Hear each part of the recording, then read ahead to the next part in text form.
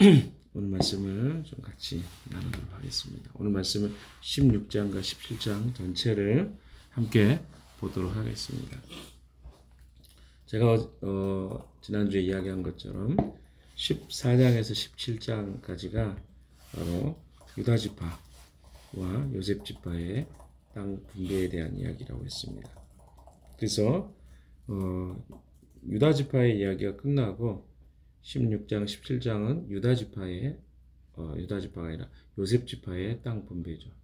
요셉지파는 두 지파가 있습니다. 므낫세 지파하고 에브라임 지파. 원래 에브라임 지파가 요셉의 작은 아들이죠.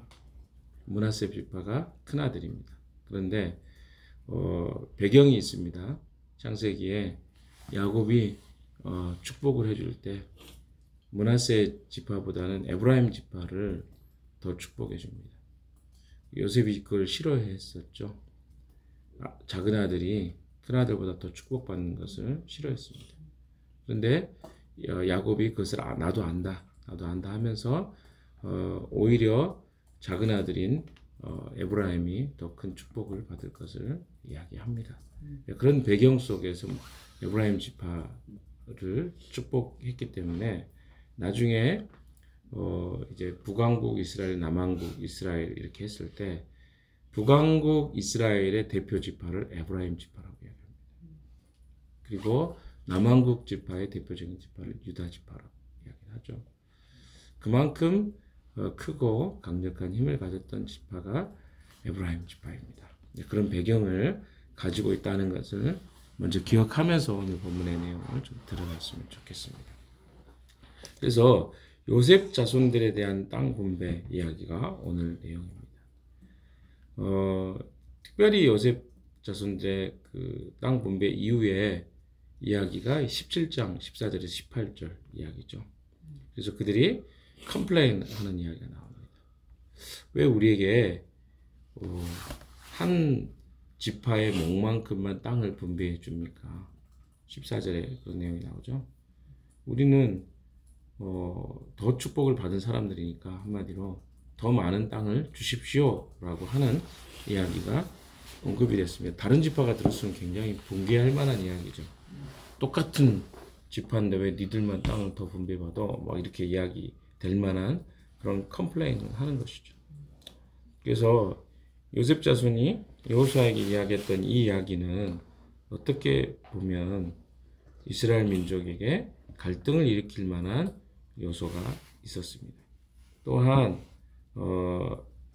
이들이 이야기하는 중에 16장의 마지막 절하고 그리고 또 그 17장에서도 이들이 했던 이야기들 속에 13절도 그렇게 나오죠. 17장 13절 그리고 16장 10절 한번 그 부분 한번 읽어봅시다. 16장 10절부터 한번 읽어볼까요? 시작. 그러나 그들이 게셀에 사는 가나안 사람을 쫓아내지 않았으므로 가나안 사람들이 오늘날까지 에브라임 지파와 함께 살며 종노릇을 하고 있다. 13절도 17장 13절입니다. 시작. 이스라엘 자손이 강성해진 다음에 가나안 사람에게 노동을 시켰으나 그들을 다 쫓아내지는 않았다. 네, 두 번이나 언급되고 있는 것이 무엇입니까? 가나안 사람들을 다 쫓아내지 않았다. 우리가 딱 이 말을 듣는 순간 무슨 생각을 좀 해야 됩니까? 이들이 성실하게 하나님의 허락해 주신 기업과 소유에 대한 개념을 성실하게 수행하지 않았구나라고 하는 생각을 해야 됩니다. 왜냐하면 분명히 하나님은 그 땅에 있는 가나안 사람들 다 쫓아내고 멸절시킬 것을 명령하셨는데 그들이 안 했다는 거거든요. 그걸 여호수아에서 두 번이나 강조하죠. 또한 17장 14절에서 18절 이하에도 그들이 이제 컴플레인 하는 것 중에 이제 여호수아가 14절 한번 봅시다. 17장 14절. 주님께서 지금까지 우리에게 복을 주셔서 우리가 큰 무리가 되었는데 어른께서는 왜 우리에게 한 번만 제비를 뽑아서 한 몫만 유산으로 가지게 하십니까? 그 이야기를 듣고 여호수아가 이야기합니다. 15절 시작. 여호수아가 그들에게 말하였다. 당신들이 큰 무리여서 에브라임 산간 지방이 당신들에게 작다면 거기에서 브리스 사람과 르바임 사람의 땅인 산림지대로 올라가서 그곳을 개간하시오. 요셉 자손이 말하였다. 그 산간 지방은 우리에게 넉넉하지 못하고 그 골짜기 땅 벳산과 그 변두리 마을과 이스라엘 골짜기에 사는 가나안 사람들에게는 다 철병거가 있습니다. 그러니까 이들이 이야기하는 내용을 들어보면 좀 요셉 지파답지 않은, 요셉의 후손답지 않은 이야기들을 하고 있죠. 왜냐하면 여호수아가 그래, 그러면 너희들이 그 더 땅을 줄게 그러면서 했던 이야기가 뭡니까? 산간 지방을 개척하라는 거죠. 그런데 그들이 하는 이야기가 무엇입니까? 그 땅은 넉넉하지 못하고 좁고 또 그 땅에는 누가 있다고요? 가나안 사람들 중에서 다 철병거가 있다. 이 컴플레인 중에서도 뭔가 신실하게 여호수아가 이야기한 이야기를 받아들이지 않고 있는 것들. 그러니까 쉽게 이야기하면 좋은 땅 주세요. 그리고 편한 걸로 주세요. 우리는 그냥 편하게 살게요. 이런 이야기들이죠. 이게 조금 우리가 생각할 때는 이해가 안 되는 이야기입니다. 근데 우리가 조금 요셉의 이야기를 다시 한번 좀 해봅시다. 요셉은요, 원래 요셉은 야곱의 아들입니다. 12지파를 할 때, 자 보세요. 레위 지파는 제사장 지파로 빠졌습니다. 그 다음에 또 한 지파 빠진 지파가 요셉 지파. 요셉은 없어요. 12지파 안에. 대신에 자기의 삼촌들하고 같은 계보에 올라간 사람들이 있는데 므낫세 지파와 에브라임 지파입니다. 에브라임 지파와 므낫세 지파는 원래 그 지파가 될 수 없었어요. 요셉의 아들들이었거든요. 근데 다 나머지 지파들은 어디입니까? 야곱의 아들들입니다. 근데 야곱의 손자들이란 말이에요. 그럼 이들은 12지파 안에 들어갈 수 없는 사람들이었습니다. 그럼 왜 요셉 지파가 빠졌을까요? 요셉 지파는요, 사실은 그의 역할 속에서 어떤 역할입니까? 그는 어렸을 때 꿈을 꿉니다. 그리고 어때요? 총리가 되는 과정을 거치죠. 그리고 그가 노예로 팔려가고, 이 과정은 전부 예수 그리스도의 심볼입니다. 나중에 요셉의 이야기는 전부 나중에 오실 메시아의 심볼이기 때문에 그의 가족들보다 어떤 존재가 됩니까? 나중에 더 높은 존재가 되죠. 그래서 그는 계보상으로 야곱의 아들로 끼어들이지 않죠. 요셉은. 그래서 그 대신에 누가 필요한 거예요? 므낫세하고 에브라임 필요한 거예요. 그래서 에브라임 지파와 므낫세 지파가 거기에 들어간 거예요. 만약에 요셉 지파가 들어갔다면 예수님도 그렇잖아요. 예수님도 이스라엘의 그러니까 유다의 자손으로 오시지만 유다의 후손이 아닙니다. 엄밀하게 따지면. 그러니까 그 DNA 뭐랄까요? 후손으로 혈통적 후손으로는 유다 지파가 맞습니다. 그러나 DNA로 보면 성령에 의해서 동정녀 마리아에게 성령으로 잉태된 거잖아요. 그러니까 육체적 DNA가 아니라 혈통적인 계보로 따졌을 때는 유다의 지파가 맞지만 하지만 어떤 피도 섞이지 않았어요. 그런 정통성의 문제 때문에 유다 지파로 오신다는 것이었지 어떤 혈통적인 의미에서 예수 그리스도가 인간의 피를 가지고 어떤 유다 지파와 또 그런 이런 DNA를 가지고 있는 존재로서 이 땅에 아들로 온 것은 아니었던 것을 기억하십시오. 거의 비슷합니다. 요셉 지파가 이 12지파 안에 들어가지 않았던 이유가 그거예요. 그런 의미를 가지고 있습니다. 그러면 적어도 두 아들들이 에브라임 지파와 므낫세가 요셉 때문에 축복을 받았잖아요. 창세기 48장과 49장에 보면 그런 축복의 이야기가 나옵니다. 그렇지 않습니까? 엄청난 축복을 받아요. 48장은 제가 굳이 보지 않아도 될 것 같고 49장을 한번 봐봅시다. 49장이 이제 야곱이 죽을 때 했던 이야기입니다. 창세기 49장입니다. 22절. 22절. 요셉은 들망아지, 샘 곁에 있는 들망아지, 언덕 위에 있는 들락이다. 사수들이 잔인하게 활을 쏘며 달려들어도 사수들이 적게 힘을 품고서 그를 관역으로 삼아도 요셉의 활은 그보다 튼튼하고 그의 팔에는 힘이 넘친다. 야곱이 섬기는 전능하신 분의 능력이 그와 함께 하시고 목자이신 이스라엘의 반석에서 그와 함께 계시고 그러니까 이게 반석께서 그와 함께 하신다. 이스라엘의 반석께서 함께 하신다. 그러니까 야곱의 축복은 야곱이 요셉에게 했던 축복은 무슨 축복이냐면 전능하신 분의 능력이 그와 함께 하시는 축복이었어요. 그러니까 창세기 39장에도 형통이라는 단어가 나옵니다. 물론 그 세번역에는 형통을 좀 다르게 번역했어요. 하나님이 함께 하심으로라고 바뀌어서 보니까 그러니까 형통의 축복이 뭐냐면 하나님이 함께 하는 축복입니다.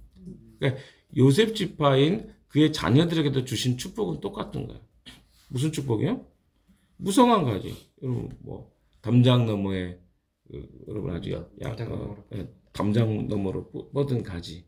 이게 축복이잖아요. 무성해진 거. 그게 어떤 축복입니까? 샘 곁에 심겨진 가지는 그런 축복이 있다. 근데 그게 어떤 축복? 그들이 더 어떤 씨가 더 튼튼하고 아니면 그들의 더 튼튼한 나무였기 때문에 축복받은 게 아니라 하나님이 그들에게 그런 물가에 심겨주셨기 때문에 축복이라는 거예요. 하나님 함께 하심으로. 이게 바로 요셉 지파가 받았던 축복입니다. 그러면 그들이 어떤 생각을 해야 돼요? 요셉 지파의 아들들은. 아, 내가 받은 축복은 하나님이 함께함으로 받은 축복이구나. 이런 생각들을 그들이 했어야만 했습니다. 그런데 우리가 오늘 보고 있는 이 여호수아에서 나와 있는 야곱의 자손, 요셉 자손들의 이야기는 뭔가 다른 느낌으로 다가오고 있는 것을 보게 됩니다. 무슨 이야기입니까? 그들은 하나님이 그들과 함께함으로 받은 축복으로 여기지 않고 그들이 더 많은 세력과 힘을 가지고 있기 때문에 어떻게 생각해요? 우리가 더 축복받아야 돼 라고 하는 주장을 하고 있는 것을 보게 되는 것이죠. 그렇지 않습니까? 그래서 그들이 어때요? 힘든 건 안 하려고 하고 뭐만 하려고 해요? 영광만 누리려고 하는 것이죠. 나는 하나님이 약속해 줬어요. 약속은 했죠. 그런데 어때요? 그것은 하나님의 함께 하심으로 누리는, 하나님께 순종함으로 누리는 축복이지 그냥 아무것도 안 했는데 그들이 축복을 누린다거나 영광만 받는 그런 축복은 아니었던 것입니다. 근데 그들이 주장하고 있는 건 하나님 나한테 이렇게 약속해 줬어. 우리 지파는 다른 지파에 비해서 훨씬 축복받았어요. 그러니까 땅을 더 주세요. 이거 뭡니까? 약속대로 안 한 거 아닙니까? 지금 이 말을 하고 있는 거죠. 그러니까 어때요? 원망이 나오는 거예요. 그리고 뭐라는 거예요? 자기가 해야 될 일을 하지 않는 거예요. 자기가 해야 될 일은 무엇입니까? 하나님의 약속에 따라 가나안 사람들을 쫓아내는 일이었어요. 그게 그들이 했어야 될 일이었습니다. 그러나 그들은 귀찮아했어요. 그리고 어떻게 해요? 가나안 사람들이 오늘날까지 에브라임 지파와 함께 살며 종노릇을 하고 있다. 또 무엇입니까? 13절이라고 그랬죠. 이스라엘 자손이 강성해진 다음에 가나안 사람들에게 노동을 시켰으나 그들을 다 쫓아내지는 않았다. 그리고 12절에 보세요. 17장 12절. 같이 읽어봅시다. 시작. 므낫세 자손이 이 성읍들의 주민을 쫓아내지 못하였으므로 가나안 사람들은 그 땅에서 살기로 마음을 굳혔다. 자, 가나안 사람들이 뭐래? 안 쫓아내니까 아 여기 살아야 되겠다. 마음을 굳혔다는 거죠.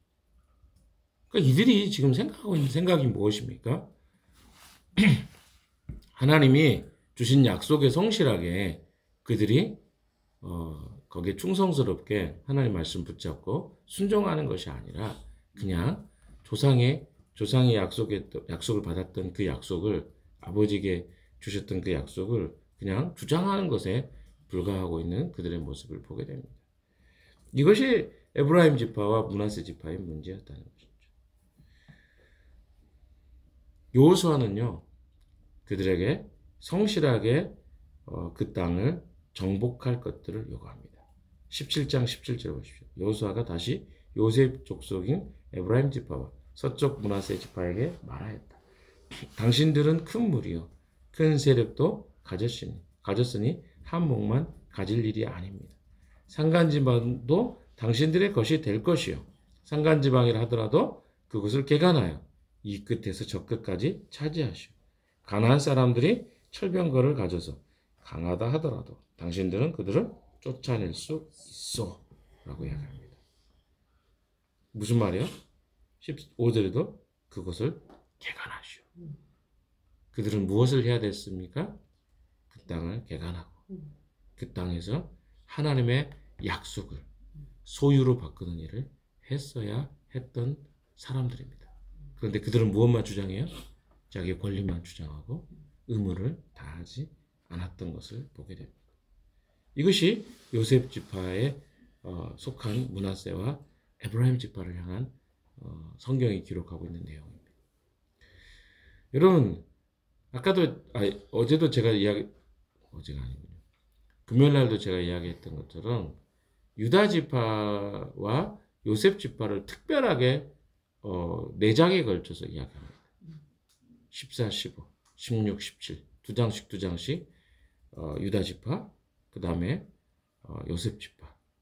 그럼 특권인 거예요. 아니 나머지 10지파는 그렇죠? 11지파, 9지파는 능력이 없어서 그렇게 2장이 걸쳐서 땅을 분배받고 또 이름도 별로 이렇게 의미 없이 기록된 것처럼 느껴지는 수모를 당한 거잖아요. 그럼 특별하게 하나님 여겨주셨으면 그들도 어떻게 해야 되죠? 성실하게 그들이 받은 축복과 권리와 또 그것에 의한 의무를 주님 앞에 다 하는 것이 그들이 해야 될 태도 아니겠습니까? 그러나 그들은 그렇게 하지 않았다는 데 문제가 있습니다. 결론입니다. 결론 좀 빨리 내겠습니다. 요셉 지파에게 있었던 이 사건은 우리에게 어떤 메시지를 주는 것입니까? 우리가 주님 앞에 어느 한순간 우리는 영광스러운 어떤 시간과 삶들을 살 수 있다고 생각합니다. 다 한 번씩 우리가 젊었던 시기, 여러분 아직도 젊죠? 젊었던 시기에 또 어느 시기에 주님 앞에 귀하게 쓰임받는 어떤 시간들이 있었을지 모르겠습니다. 나는 청순장도 했고 나는 부청순장도 했고 CC에서 그런 일도 많이 하셨잖아요. 나는 교회에서 이렇게 역할도 했고. 근데 거기에 우리가 머물러 있으면 안 된다는 거예요. 내가 그때 잠깐 쓰일 수 있습니다. 그러나 주님 앞에 지속적으로 쓰이는 것은요, 주님의 말씀을 붙잡고 사는 것이지, 내가 어떤 일을 잠깐 그동안에 했다는 것이, 어떤 약속을 받았다는 것이 영원히 내가 그 영광과 그 축복을 누릴 수 있는 조건이 될 수는 없다는 것입니다. 때때로 우리는 주님 앞에 내가 했던 어떤 행동이나 일들에 의해서 주장하기가 쉽습니다. 왜? 그게 우리에겐 너무나 힘에 지나도록 수고하고 애썼기 때문에. 요셉 지파 그런 거 아니겠습니까? 총리로서 이스라엘 민족 전체가 구원받는데 요셉 지파 아니었으면 됐겠어요? 그러니까 어때요? 그들이 생각할 때 그런 주장을 할 수 있겠죠. 우리 아니었으면 너희들이 됐겠어? 그런데 어떻습니까? 거기에 머물러 있어 버리면 쫓아야 될 가나안 땅에 남아있는 쫓아내야 될 옛 과거와 옛 자아와 옛 습관들, 이것들을 끊지 못하고 어디에 매몰돼 버립니까? 자기가 누릴 권리에만 매몰되어 버리는 이스라엘 백성들, 특별히 요셉 지파의 사람들을 보게 됩니다. 이것은 그들의 잘못이었어요. 신앙은요, 끝이 없습니다. 매일매일 새롭습니다. 과거에 머물러 있을 수가 없어요. 과거에 주님이 함께 하셨잖아요. 현재도 주님이 함께 하십니다. 근데 자꾸 우리는 과거에 내가 무엇을 했는가로 나의 권한과 권리를 주장하기, 그런 걸 기뻐합니다. 그러나 성경이 말하고 있는 이야기들은요, 오늘 현재 내가 어떻게 주님과 동행할 것인가. 쫓아내야 될 가나안 땅을 사람들 쫓아내지 않았잖아요. 그러면서 권리만 주장하고 있는 이 요셉 지파의 모습을 바라보면서 우리 안에 있는 주님 앞에 성실하지 못한 모습들 돌아보고 점검하고 회개하고 돌이켜서 다시 주님 앞에서 성실하게 산간지방에 있는, 철병거가 있으면 어떻습니까? 쫓아내면 되죠. 갈렙은 그렇게 했잖아요. 근데 왜 요셉 지파는 못한다는 것이죠? 그래서 여호수아가 개간해라. 네가 개간하면 되지 않느냐? 그거는 그 요셉 지파를 무시한 게 아닙니다. 그들이 해야 될 하나님 앞에서 그 기업으로 받은 그 땅을 너희가 차지하라는 것이에요. 소유하라는 것입니다. 그 명령 앞에 오늘도 우리는 주님 앞에서 우리의 권리와 우리가 이런 받아야 될 축복만 주장하는 것이 아니라 주님이 우리에게 요구하는 것들을 믿음으로 또 오늘도 순종해가는 하루 되시기를 주님의 이름으로 축원합니다. 기도합시다.